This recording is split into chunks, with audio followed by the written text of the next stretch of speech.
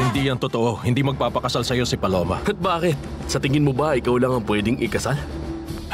Hindi ka mahal ni Paloma, Durantes. Sigurado ka? Alam mo ang totoo ang sinabi ko. Ang alam ko, sumama siya sa akin dun sa tour. Iniwan kanyang naghihintay at hindi man lang siya nagpaalam. At nung panahong wala kami, nandyan siya para sa akin. Oo, Natalia. Alam kong darating ang araw na bigla na lang babalik ang alaala ko. Hindi ka ba natatakot? Natatakot? Saan? Sa naging buhay mo noon at sa mga nangyari sa'yo na hindi mo na maalala pa.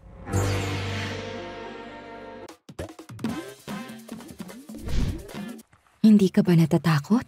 Natatakot? Saan? Sa naging buhay mo noon at sa mga nangyari sa'yo na hindi mo na maalala pa. Malay mo, meron ka na palang asawa noon. Oo, posible. Baka nga may asawa na ako. Nararamdaman ko na parang nagkaroon na rin ako ng anak. Hindi isang manika, kundi isang tunay na bata. Kung nagkaanak ako, malamang nagkaroon din ako ng asawa o ng lalaking minamahal ko. Paano kung sakaling buhay pa ang lalaking yon at hinahanap ka niya? Hindi ko alam. Hindi ko alam kung ano ba ang mangyayari. Kung ganun nga at kasal na ako kay Alex, ewan ko, Natalia. Paano kung ang lalaking yon mahal na mahal mo, pero nasaktan ka niya? Mapapatawad mo siya? Hindi. Maghihiganti ka ba? Hindi ko alam.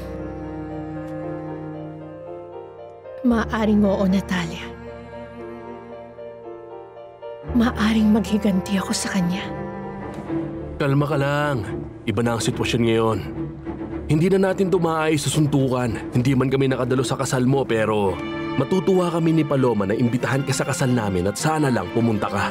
Isama mo ang asawa mo. Pwede ka pang tumugtog ng Ave Maria sa organ ng simbahan habang naglalakad kami sa altar. Ang romantic nun, di ba? Umalma ka. Kalma lang. Tandaan mo, huwag kang padalos-dalos.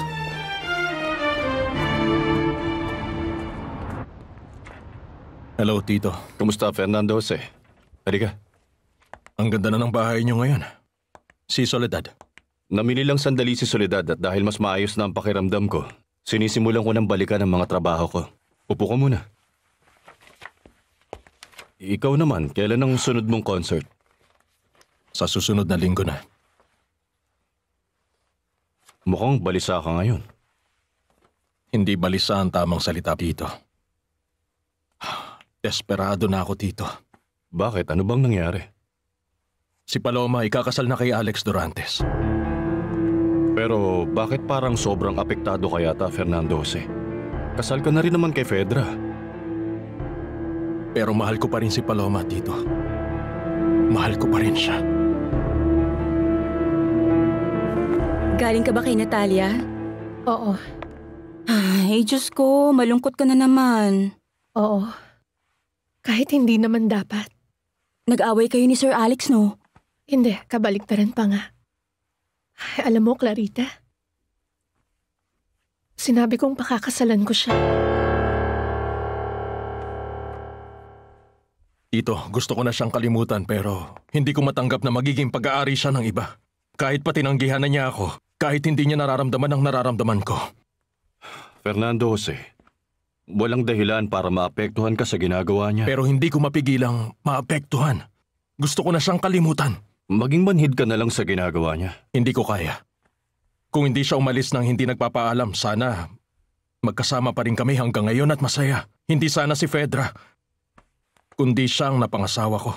Fernando Jose, tigilan mo na yung pagkahumaling mo kay Paloma. Maging masaya ka na lang sa piling ni Fedra. Kalimutan mo na si Paloma. Kalimutan mo na. Opo. Kailangan ko na talagang gawin.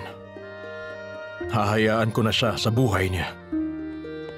Sana lang balang araw magawa kong dumaan sa harap niya at tingnan siya na para bang wala nang dating ang presensya niya sa akin. Alam niyo yung pinakamasakit dito, Alfredo? Dahil sa kanya, dahil kay Paloma, Nakalimutan ko si Rosalinda. Magpapakasal ka na kay Sir Alex? Oo, tinanong niya ako, tinanggap ko agad. Pero tinanggap mo lang yon dahil galit ka. Hindi Clarita, hindi yun dahil sa galit ako. Ginawa ko yun. Kasi malungkot ako. Kasi mag-isa ako.